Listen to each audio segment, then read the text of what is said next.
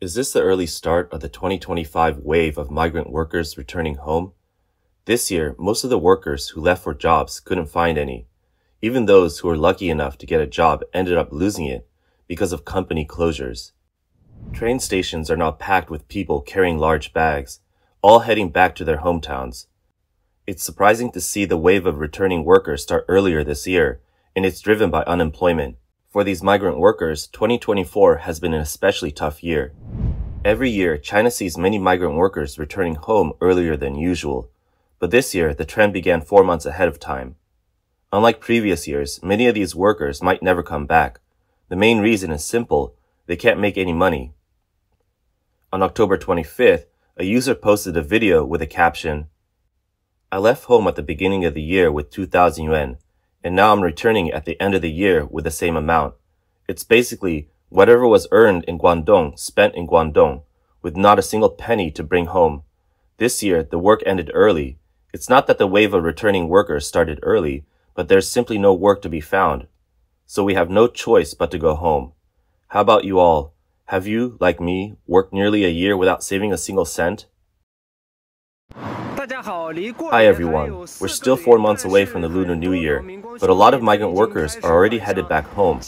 This year has been really tough in Zhejiang. Many people can't find suitable jobs.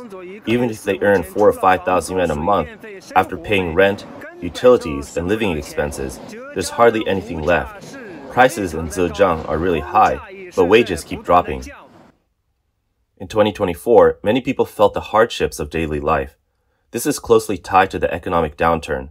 Since the start of the year, many migrant workers noticed wages dropping, jobs becoming harder to find, and income levels decreasing. Meanwhile, the cost of living has stayed high. Some workers have mortgages, credit card debts, and after covering daily expenses, they find it difficult to save anything. In recent years, regions like Dongguan, Shenzhen, and Wenzhou, parts of the Pearl River Delta and Yangtze River Delta, have seen economic downturns. Many companies are struggling, leading to limited production, suspensions, and even wave of bankruptcies. Taking a look at the current job situation in Dongguan, many people who can't find jobs are now forced to sleep in restrooms, under bridges, and near shopping centers. With winter coming and the year-end approaching, they have become the first group of early returnees. Dongguan was once a dream destination for many workers. It was the largest labor hub and a center for light industry. But with global competition rising and labor costs increasing, many traditional manufacturing companies have struggled. Some have closed or relocated. Those still operating are forced to cut staff because they lack orders.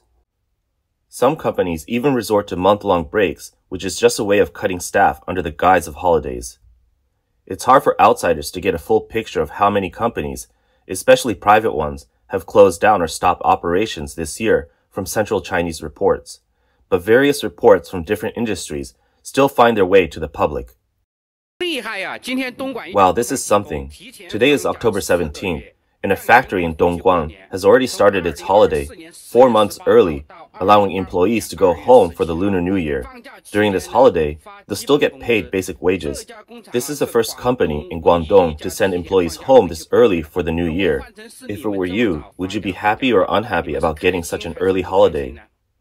The factory mentioned in the video is Dongguan Wanxin Precision Industry. In the comment section, a user said, "I work at this factory. During the holiday, we only get 2,300 yuan a month." Recently, a social media user outside of China shared that over 600 workers from Wanxin Precision protested. The company announced on October 17th that employees would be on a 4-month break from October 18th to February 17th. During this period, only the local minimum wage would be paid. Many workers were unhappy, feeling that the company was using this tactic to avoid paying severance. They saw it as a way to force employees to quit on their own. On October 17th, some of the affected workers began protesting, urging the company to handle the issue legally. The next day, workers escalated their actions and even went to the Dongguan Labor Bureau for help. However, local authorities sent police to disperse them. Wanxin Precision supplies mold development and structural components to companies like Huawei, Samsung, and Xiaomi. They employ 4,000 to 5,000 people across Dongguan and Shenzhen. Some workers said during interviews that most of the company's assets have already been transferred. Even the management has changed. leaving the factory as an empty shell. Others reveal that the company owes suppliers over 300 million yuan and had accumulated over 100 million yuan in unpaid wages. Even if they sold all the factory's equipment, it would only raise about 100 million yuan. This means the factory is essentially bankrupt. The company resorted to extended holidays to make employees resign voluntarily. Chinese citizens continue to struggle with waves of company closures, layoffs, and rising unemployment due to the economic downturn. Recently, a user shared that Dongguan Yixin Electronics Technology put one of its departments on a 6-month holiday from July 22nd to January 21st, 2025. The company stated that if orders come in during this period, they might resume work earlier. During the holiday, wages were set at 1,520 yuan per month. According to social media users, the real reason for the extended holiday was not a lack of orders. The goal was to shut down specific production departments, transfer production orders, and sell off assets. The workshops are no longer able to produce anything, leading many to question the legality of these actions. Public records show that Dongguan Yixin Electronics Technology is a foreign-invested company located in Dalang Town, Dongguan. The company produces a range of consumer electronics, wired gaming headsets, wireless earbuds, printer accessories, precision gears, metal parts, power tool components, and more. Their products are sold across Europe, the Americas, and Asia. On October 15th, hundreds of workers from Cosmo Factory No. 3 in Dongguan staged a collective protest opposing what they saw as disguised layoffs. Video showed workers gathered in the factory demanding their legal rights to be protected. According to the workers, Cosmo might have been acquired by Luxshare Precision. The company announced a 2-month holiday, aiming to force workers to resign voluntarily and avoid paying compensation. During this period, wages were cut drastically to just 1,900 yuan. Workers were angry, saying the company unilaterally decided on the extended holiday without consulting them, seriously harming their rights. They also claimed that when Cosmo was a German joint venture, the German side offered reasonable compensation when they withdrew, but since Luxshare took over, they've tried to pocket the compensation funds. According to publicly available information, this company was established on September 29, 2011, with a registered capital of 11 million US dollars. It's a German-owned enterprise with its Asian headquarters in Kowloon, Hong Kong. Even a company like this has now announced a shutdown, which many find hard to believe. Recently, many foreign trade business owners reported that the current economic climate has made things more challenging. After rounds of layoffs and salary cuts, the industry is now resorting to extended holidays. A user posted, "It's so tough for workers these days. Another foreign company is giving employees extended leave. This factory has been in Dongguan for over 10 years. It used to have good benefits. It's a shame that in the last 2 years, many foreign companies have left. What's left are smaller companies with worse benefits. Will there even be jobs in the future? If quality companies keep leaving and only struggling businesses remain, competition will grow and it will get harder for workers." Recently, a young woman from Henan working at a garment factory in Panyu, Dongguan, said, "For the first 3 months, there was no work at all. Only this month did orders start coming in and things returned to normal. Our base salary is low and we usually rely on overtime pay. But recently, there wasn't even enough regular work, let alone overtime. Many workers couldn't hold on and left. Finding a job now is difficult, so I'll go home early for the Lunar New Year and figure things out after that." Another woman, who asked to remain anonymous, said she worked in an office job at a circuit board company in Kaiping. This company supplies to major international firms, but orders have dropped sharply. The company started pulling back funds and is now telling employees to take 3 to 6 months off, which is a way to reduce staff without officially laying them off. Someone else posted that their factory is laying off many workers. In the best case, 40% will lose their jobs, but in the worst case, up to 80% could be let go. When people can't find work, going home is often their last option, but it's also the most realistic. There are several reasons driving this year's wave of people heading back to their hometowns. First, when China lifted COVID restrictions, there wasn't a strong economic recovery. Instead, the country faced several challenges, like falling exports, a worsening real estate slump, a rise in youth unemployment, and weak consumer spending. Companies had to lay off employees to cope with these economic pressures. Many new graduates struggled to find work. Those who couldn't get a job either turned to food delivery or went back home.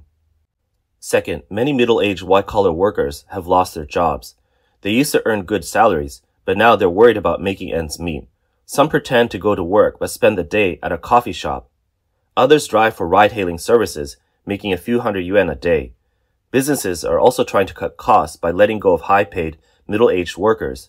For many, it's better to go back home early. Third, high rent, heavy traffic, and tough competition in big cities are making life difficult for workers. After paying for basic living expenses, there's little left. Many people work long hours, endure long commutes, and put up with unpaid overtime. The stress is overwhelming. Heading back home to lie flat is a much easier option. At least at home, there's no rent to worry about and no need to squeeze into crowded subway cars during rush hour. Fourth, some people turn to the restaurant business. Many young workers who couldn't find other jobs have tried to open restaurants because it's easy to start. But the competition is fierce, and many new businesses fail within 3 months. They lose their savings, even their parents' money, and end up with debts. That forces them to go home earlier than planned. For some, simply lying flat and not losing money is already better than most of their peers. Fifth, migrant workers who have spent years in big cities are also feeling the strain. As they get older, their energy and strength fade, and they are often the first to be laid off. This group is one of the hardest hit by the current economic downturn. This year, many migrant workers have been forced to return home. Since September 1st, major infrastructure projects have been scaled back. 6 government departments issued a notice that new local projects would be strictly controlled, except for essential public services like water, electricity, and heating. In the past, many projects were started without considering returns, mainly to keep up appearances. Now the focus is on real economic development. For decades, construction projects brought many migrant workers to the cities. We saw high-rise buildings, networks of roads, and bridges spanning rivers. But now that era is over. 20 years ago, these workers left their hometowns for jobs. Now they are heading back to the countryside, right where they started. There are 2 things that really stand out this year. First, you see way more people staying in the villages now. Folks who used to go out for work are pretty much all home this year, not going anywhere. I wondered, what kind of work did these people do before? Why are they back now? Most of them were carpenters, bricklayers, or rebar workers. For example, my uncle is a rebar worker. This year, he hardly had any jobs. Even carpenters, bricklayers, and other trades are finding it hard to get work. It's been really bad this year, so they're all staying home. I asked, what are they doing while they're at home? I thought it was nice to see everyone around, making the village lively again. Maybe they'd play mahjong together. But my uncle said they don't even play mahjong anymore, because there's no income and nothing to look forward to. So they've gone back to farming, returning to their old trade. But there's a new problem. My uncle explained that the fields haven't been farmed for 20 years, so they've gone dry. Most of our fields are paddy fields in the mountains. He said there used to be plenty of water in the rivers, but now most of the fields are dry. I asked, where did all the water go? He pointed out that the mountain vegetation has grown too dense. My uncle said, once the plants grow that thick, they soak up most of the water, leaving the fields dry. Farmers work hard to grow crops, but often struggle to sell them. Rising labor costs, expensive seeds, and fertilizers mean profits are low. Many farmers feel discouraged and give up farming altogether.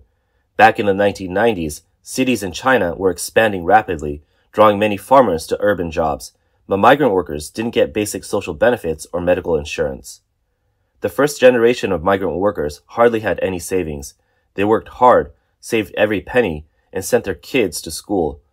Those kids are now college graduates, but many ended up delivering food or taking low-skilled jobs. The dream of a better life seems out of reach. The first batch of migrant workers were born in the 1960s and 1970s. Now, as they get older, they can no longer farm. Their children, born in the 1990s and 2000s, don't want to farm either. They lie flat to push back against what they see as an unfair system. It's not that they aren't trying, but their efforts haven't brought the expected rewards. Recently, a Chinese scholar, Dai Wei, spoke to foreign media. He says some young people are returning to the countryside to start businesses or simply lie flat. But he warned that under the CCP's authoritarian rule, life in the countryside isn't sustainable. Agriculture won't generate much income, and in 4 or 5 years, they will probably leave the countryside again. Dai Wei said, Chinese farmers have no freedom, no land, and no assets they can control. The land belongs to village collectives. Going back home might be a short-term escape, but under the CCP's authoritarian system, no industry can grow well.